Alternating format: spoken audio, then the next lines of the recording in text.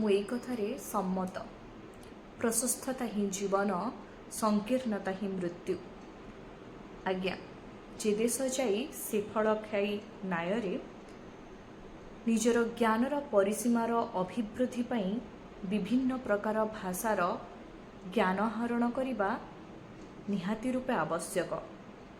ତେବେ ନିଜର ମାତୃଭାଷା ପାଇଁ ଯେଉଁ ଅସୀମ ପ୍ରେମ, ଯେଉଁ ଶ୍ରଦ୍ଧା, ତାହା ହୁଏତ ଆଉ କେଉଁ ଭାଷା ପାଇଁ ହୋଇପାରେ ନାହିଁ। ସେହି ପରିପ୍ରେକ୍ଷୀରେ ଆଜି ମୁଁ କିଛି ଲେଖିଛି। ହଁ, ମୁଁ ଅସମ୍ପୂର୍ଣ୍ଣ, ତୋ ବିନା ମୋ ଭାଷା ଓଡ଼ିଆ। ମୋ ଭାବରେ ଅଭାବ ତୋ ବିନା, ମୋ ସ୍ୱପ୍ନ ଅଧୁରା ତୋ ବିନା। ହଁ, ମୁଁ ସ୍ୱପ୍ନ ଦେଖିପାରେନି ତୋ ଛଡ଼ା ଆଉ କେଉଁ ଭାଷାରେ।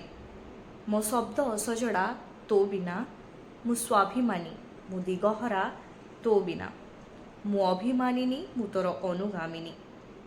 ମୋ କଣ୍ଠ, ମୋ ଶବ୍ଦ, ମୋ ଅନୁଭବ ଓ ମୋ ଅଭିବ୍ୟକ୍ତି ଅଧୁରା ତୋ ବିନା। ମୋ ବିଚଳିତ ମନର ସେ ନିସ୍ତବ୍ଧ ଭାବନା ଓ ସେ ଭାବନାର ପରିପ୍ରକାଶ ସମ୍ଭବ ନୁହେଁ ତୋ ବିନା। ସେଇ ଭାବନାର ଉପଲବ୍ଧି ଆଉ ପରିପ୍ରକାଶ, ହଁ, ସତରେ ଅଧୁରା ତୋ ବିନା। ମୋ ଭାଷା ଓଡ଼ିଆ, ମୋ ଭାଷା ଓଡ଼ିଆ। ହଁ, ସବୁ ଭାଷା ଜାଣି ହୁଏତ ମୁଁ ନିଜକୁ ଶିକ୍ଷିତ କରିପାରେ, କିନ୍ତୁ ମୁଁ ଓଡ଼ିଆ ବୋଲି ମୁଁ ଗର୍ବିତ ଆଉ ସମ୍ମାନିତ। ହଁ, ମୋ ଭାଷା ଓଡ଼ିଆ, ମୋ ଭାଷା ଓଡ଼ିଆ।